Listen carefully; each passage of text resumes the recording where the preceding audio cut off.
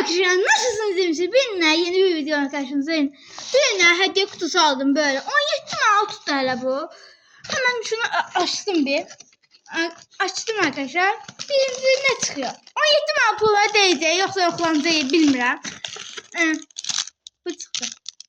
17 mi bu diğer arkadaşlar bilmiyorum ama şimdi doğal kapı bir paket arkadaşlar. Yani bunlar önceden çıktı. Oğlum ya bunlar nereden bakın 50 lira falan. Bak böyle bir şey çıktı. Bilmiyorum içinde ne var. Bakarız ona da.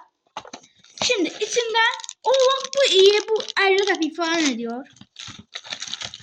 Şimdi sonra da burada bir şey daha çıktı bunun en iyisi. Bunlar hiç sevmem ya. Bir tane de bu güzel bak bu güzel bu pahalı bir şeydi. Şimdi ne var şimdi? Bak bu iyi. Çok iyi bu. Ben yemişim bunu. Bak bu da çok en iyisi bu ya. Şimdi ne çıkıyor? Bak bu da iyi arkadaşlar. Gördüğünüz gibi adı böyle. Ne adı lan bunun? Bisküvi. Ne çıktı? Bir tane kofret. Başka bir şey var mı? Yok. Böyle bir kutusu var. 17 Mart göre şimdi sayı içindeki. Bunun ise 50 lira.